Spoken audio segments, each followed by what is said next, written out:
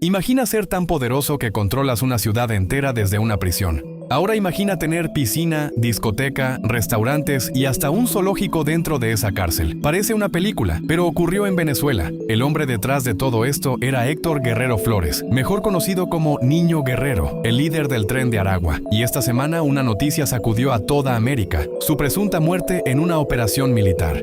Pero para entender por qué esta noticia es tan importante, primero debemos conocer su historia. Niño Guerrero comenzó en el mundo criminal siendo muy joven en Maracay, Venezuela. Con los años acumuló delitos, fue capturado varias veces y terminó en la prisión de Tocorón.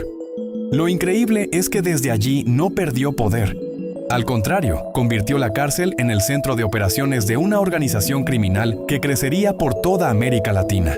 Lo que encontraron las autoridades cuando intervinieron Tocorón sorprendió al mundo.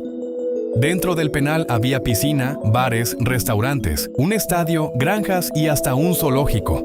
Además, descubrieron túneles secretos de varios kilómetros que permitían entrar y salir sin problemas. Mientras miles de presos vivían allí, Niño Guerrero gobernaba como si fuera el dueño absoluto del lugar. Desde esa prisión nació el crecimiento del Tren de Aragua.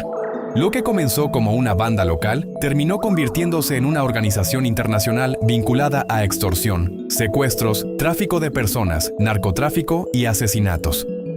Las investigaciones señalan que sus operaciones llegaron a países como Perú, Chile, Colombia y Estados Unidos, convirtiéndola en una de las redes criminales más conocidas del continente.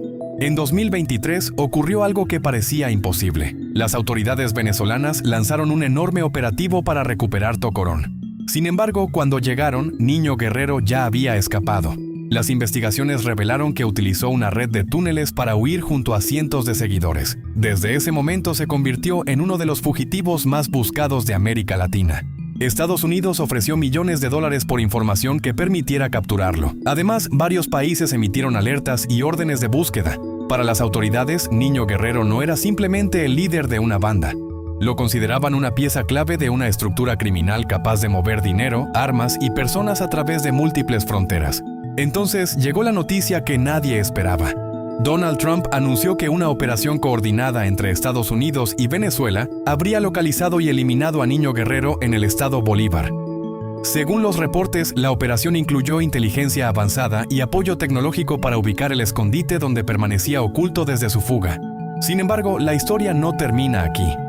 Algunos expertos creen que la muerte de un líder no significa necesariamente el fin de una organización criminal. De hecho, fiscales que han investigado durante años al Tren de Aragua afirman que la estructura podría seguir funcionando bajo el mando de otros dirigentes que continúan prófugos. La gran pregunta ahora es ¿qué ocurrirá con el Tren de Aragua? ¿Se fragmentará en grupos más pequeños? ¿Aparecerá un nuevo líder? ¿O continuará expandiéndose como hasta ahora? Lo cierto es que esta organización logró algo que pocas bandas han conseguido: extender su influencia por varios países y convertirse en una preocupación para gobiernos de toda la región. La caída de Niño Guerrero podría marcar el final de una era, o simplemente el comienzo de un nuevo capítulo en la historia del crimen organizado en América Latina. Lo que ocurra en los próximos meses será clave para entender el futuro del Tren de Aragua. Si te gustó este video, deja tu like, suscríbete a Peruiski TV y activa la campanita. Nos vemos en el próximo video con más historias que están cambiando el mundo.